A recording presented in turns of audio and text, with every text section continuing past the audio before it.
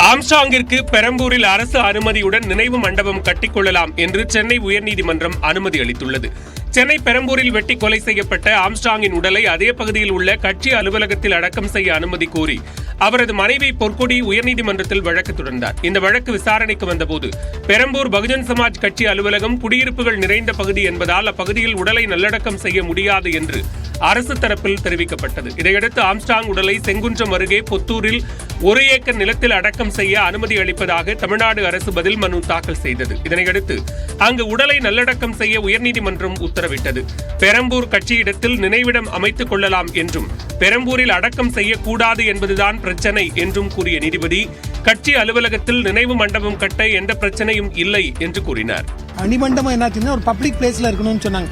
அதாவது ரெசிடென்சியல் பிளேஸ்ல இருக்கக்கூடாது, குடியிருப்பு பகுதியில் இருக்காம ஒரு ஒதுக்குப்புறமான இடத்துல என்னாச்சுன்னா பெரிய இடத்துல நீங்க பிடிக்கணும்.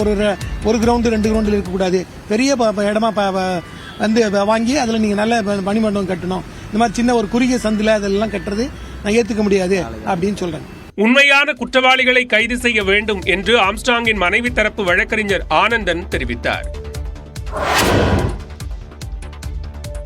கசாப்பு கடைக்காரர் ஆட்டை வெட்டுவதைப் போல ரவுடிகள் மனிதர்களை வெட்டும் அளவுக்கு திராவிட மாடல் ஆட்சி நடப்பதாக எடப்பாடி பழனிசாமி காட்டமாக விமர்சித்துள்ளார். மதுரையில் செய்தியாளர்களை சந்தித்த அவர், காவல்துறையை கண்டு கொலையாளிகள் பயப்படும் சூழல் தற்போது தமிழகத்தில் இல்லை என்றார். இன்றைக்கு காவல்துறையை கண்டு யாரும் அச்சப்படுகின்ற சூழ்நிலையே இல்லை. சர்வசாதாரணமாக கொலை நடக்குது. கசாப்பு கடைக்காரன் ஆட்டை வெட்டுறது மாதிரி மனித உயிர்களை ரவுடிகள்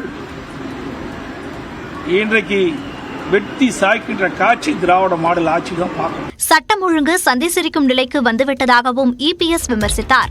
ஒரு தேசிய கட்சியில மாநில தலைவராக இருக்கிற ஆம்ஸ்ட்ராங் அவர்களை படுகொலை செய்யப்பட்டது என்று சொன்னால் சட்ட ஒழுங்கு தமிழகத்திலே சந்தி சிரிக்கின்ற சூழலை தான் பார்க்கிறோம். சாமானியன் தொடங்கி அரசியல் தலைவர் வரை யாருக்கும் பாதுகாப்பில்லாத சூழல் தமிழகத்தில் நிலவுவதாகவும் இபிஎஸ் விமர்சித்தார். கரூரில் முன்னாள் அமைச்சர் எம்.ஆர். விஜயபாஸ்கர் வீட்டில் சிபிசிஐடி போலீசார் நடத்திய 8 மணி நேர சோதனை நிறைவு பெற்றது. 100 கோடி ரூபாய் மதிப்பிலான நிலத்தை போலி ஆவணம் மூலம் அபகரித்ததாக எழுந்த குற்றச்சாட்டை தொடர்ந்து முன்னாள் அமைச்சர் எம்.ஆர். விஜயபாஸ்கர் தலைமறைவாக உள்ளார். கரூர் நீதிமன்றத்தில் எம்.ஆர். விஜயபாஸ்கர் தரப்பில் தாக்கல் செய்யப்பட்ட முன்ஜாமீன் மனுக்களும் 2 முறை தள்ளுபடி செய்யப்பட்டன. இந்நிலையில் கரூரில் உள்ள எம்.ஆர். விஜயபாஸ்கரின் வீடு, நிறுவனங்கள் உட்பட 3 இடங்களில் சிபிசிஐடி போலீசார் சோதனை மேற்கொண்டனர். இதன் நீட்சியாக தற்போது கரூரில் உள்ள எம்.ஆர். விஜயபாஸ்கரின் வீடு, சாயப்பட்டறை அலுவலகம், அவரது தம்பி சேகரின் வீடு உட்பட 7 இடங்களில் 2 துணை கண்காணிப்பாளர்கள், 9 ஆய்வாளர்கள் அடங்கிய குழுவினர் சோதனை நடத்தினர். இதில் பென்டிரைவ் உள்ளிட்டவற்றை அதிகாரிகள் பறிமுதல் செய்ததாக தகவல் வெளியாகியுள்ளது. அதே சமயம் சென்னை அபிராமபுரத்தில் உள்ள எம்.ஆர். விஜயபாஸ்கரின் வீட்டிலும் சிபிசிஐடி போலீசார் சோதனை மேற்கொண்டனர்.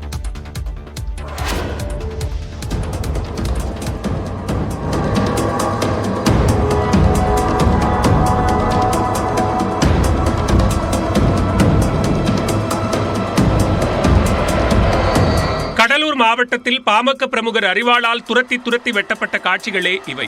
கடலூர் சூரப்ப நாயக்கன் சாவடியைச் சேர்ந்த சிவசங்கர் என்பவர் கேபிள் டிவி தொழில் நடத்தி வருகிறார்.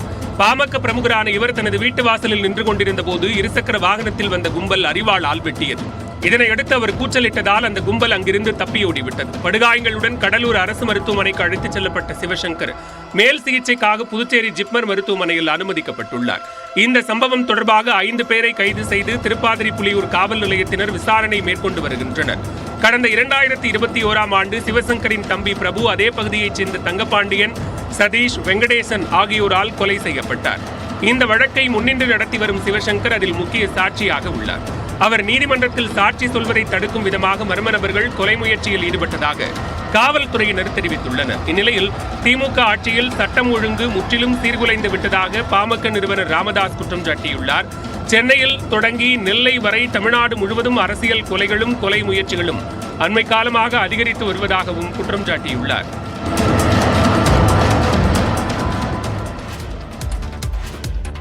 நீட் மோசடி தொடர்பான வழக்கு உச்சநீதிமன்றத்தில் இன்று மீண்டும் விசாரணைக்கு வர உள்ளது.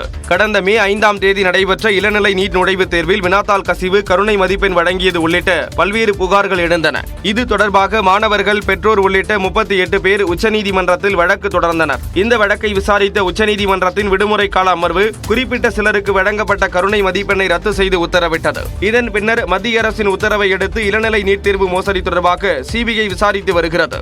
இதனிடையே நீட் முறைகேடுகள் தொடர்பாக உச்சநீதிமன்றத்தில் பிரமாண பத்திரம் தாக்கல் செய்த மத்திய அரசு இளநிலை நீட் தேர்வை ரத்து செய்ய வேண்டிய அவசியம் இல்லை என தெரிவித்தது. இந்நிலையில் கோடை விடுமுறை முடிந்து உச்சநீதிமன்றத்தில் இன்று முதல் வழக்கமான அலுவல்கள் தொடங்கப்பட உள்ளன. இதில் நீட் மோசடிகளுக்கு எதிரான வழக்குகள் தலைமை நீதிபதி அமர்வில் விசாரணைக்கு பட்டியலிடப்பட்டுள்ளன. தலைமை நீதிபதி சந்திரசூட், நீதிபதிகள் பர்திவாலா, மனோஜ் மிஸ்ரா ஆகியோர் அடங்கிய அமர்வு வழக்குகளை விசாரிக்க உள்ளது. தேர்வை ரத்து செய்ய வேண்டும் என்ற கோரிக்கை மீது மருத்துவ கலந்தாய்வு குறித்தும் இன்றைய விசாரணையின் முடிவில் முக்கிய உத்தரவு வெளியாக வாய்ப்புள்ளது. இன்று மணிப்பூர் செல்லும் மக்களவை எதிர்க்கட்சித் தலைவர் ராகுல் காந்தி கலவரத்தால் பாதிக்கப்பட்ட மக்களை சந்திக்க உள்ளார். மணிப்பூரில் கடந்த ஆண்டு மே மாதம் ஏற்பட்ட கலவரத்தில் 200க்கும் மேற்பட்டோர் உயிரிழந்தனர். 60,000க்கும் மேற்பட்டோர் வீடுகளை இழந்து நிவாரண முகாம்களில் தஞ்சமடைந்தனர். தற்போது ஏராளமானோர் முகாம்களிலேயே வசித்து வருகின்றனர். இந்நிலையில் இன்று மணிப்பூர் செல்லும் ராகுல் காந்தி கலவரம் வெடித்த ஜிரிபாம் பகுதிக்கு சென்று பார்வையிட உள்ளார். அதன் பின் நிவாரண முகாம்களில் தங்கியுள்ள மக்களை சந்தித்து பேச உள்ள அவர் அம்மாநில அரசியல் தலைவர்களையும் சந்திக்க உள்ளார். கலவரம் ஏற்பட்ட பின்னர் ராகுல் காந்தி மணிப்பூர் செல்வது 3வது முறை என்பது குறிப்பிடத்தக்கது. இதனிடையே அசாம் மாநிலம் வெள்ளத்தால் கடுமையாக பாதிக்கப்பட்டுள்ள நிலையில் ராகுல் காந்தி அங்கு சென்று மக்களை சந்திக்க உள்ளார். மகாராஷ்டிரா மாநிலத்தின் பல்வேறு பகுதிகளில் இடைவிடாது கனமழை கொட்டியதால் பொதுமக்களின் இயல்பு வாழ்க்கை முடங்கியது. மும்பை அடுத்த ராய்கட், பால்கர் உள்ளிட்ட மாவட்டங்களில் கனமழை பெய்தது. இதனால் பால்கர் மாவட்டத்தில் உள்ள உஸ்காவோனில் வெள்ளத்தில் சிக்கிய 16 பேரை தேசிய பேரிடர் மீட்பு படையினர் படகு மூலம் மீட்டனர்.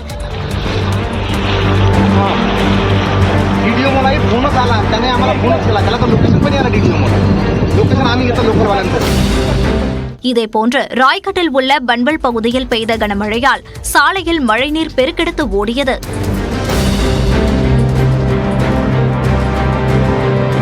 இந்நிலையில் நாட்டின் மேற்கு கடற்கரை பகுதி, வடகிழக்கின் பெருவாரியான இடங்கள் மற்றும் உத்தரப்பிரதேசத்தில் அடுத்த 5 நாட்களுக்கு அதிக கனமழை பெய்யும் என்று இந்திய வானிலை ஆய்வு மையம் எச்சரிக்கை விடுத்துள்ளது.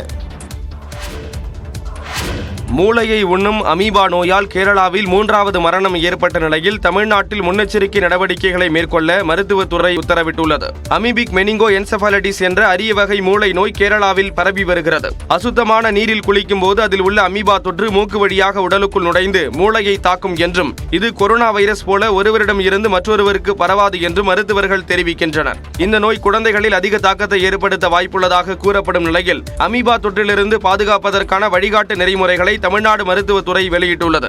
தேங்கியிருக்கும் மாசுபட்ட தண்ணீரில் குளிப்பதை பொதுமக்களும் குறிப்பாக குழந்தைகளும் தவிர்க்க வேண்டும் என்றும் குளங்கள், ஏரிகள் உள்ளிட்ட நீர்நிலைகள் சுத்தமாக இருப்பதை உள்ளாட்சி அமைப்புகள் உறுதி செய்ய வேண்டும் என்றும் அறிவுறுத்தியுள்ளது. நீச்சல் குளங்களை போதுமான அளவு குளோரின் செலுத்தி பராமரிக்க வேண்டும் என்றும் மருத்துவத்துறை தெரிவித்துள்ளது. ஜிம்பாப்வேவுக்கு எதிரான 2வது T20 கிரிக்கெட் போட்டியில் இந்திய அணி 100 ரன்கள் வித்தியாசத்தில் அபார வெற்றி பெற்றது. ஜிம்பாப்வேவில் சுற்றுப்பயணம் மேற்கொண்டுள்ள இந்திய கிரிக்கெட் அணி 5 போட்டிகளை கொண்ட 20 ஓவர் தொடரில் பங்கேற்றுள்ளது. இதில் சனிக்கிழமை நடந்த முதல் போட்டியில் ஜிம்பாப்வே அணி வெற்றி பெற்றது. இந்நிலையில் 2வது T20 போட்டி ஹரேராவில் நடந்தது. முதலில் பேட்டிங் செய்த இந்திய அணி 20 ஓவர்கள் முடிவில் 2 விக்கெட் இழப்பிற்கு 234 ரன்கள் எடுத்திருந்தது. அதிகபட்சமாக அபிஷேக் சர்மா 47 பந்துகளில் 100 ரன்களும், ருத்ராஜ் கெய்வாட் 77 ரன்கள் சேர்த்தார். ரிங்கு சிங்கும் உலகக்கோப்பையில் கிடைக்காத வாய்ப்புக்கு தன் மட்டையால் பதிலளிப்பது போல அவுட் ஆகாமல் 48 ரன்கள் வேகமாக விளாசினார். இதனையடுத்து 235 ரன்கள் எடுத்தால் வெற்றி என்ற கடினமான இலக்கை நோக்கி விளையாடிய ஜிம்பாப்வே அணி 18.4 ஓவர்களில் அனைத்து விக்கெட்டுகளையும் இழந்து 134 ரன்கள் மட்டுமே எடுத்து தோல்வியடைந்தது. அதிகபட்சமாக அந்த அணியின் வெஸ்லி மத்வேத் 43 ரன்களும், லுக்ஜோங்வே 33 ரன்களும் எடுத்திருந்தனர். இந்திய அணி தரப்பில் முகேஷ் குமார், அவேஷ் கான் ஆகியோர் தலா 3 விக்கெட்டுகளை கைப்பற்றினர். 8 சிக்சர்கள், 7 பவுண்டரிகள் விளாசிய அபிஷேக் சர்மா ஆட்ட நாயகனாக தேர்வு செய்யப்பட்டார். இரு அணிகளுக்கு இடையிலான 3வது போட்டி புதன்கிழமை நடைபெற உள்ளது. இதுவரை 2 போட்டிகள் நடந்திருக்கும் நிலையில் இரு அணிகளும் தலா ஒரு போட்டியில் வெற்றி பெற்றுள்ளன.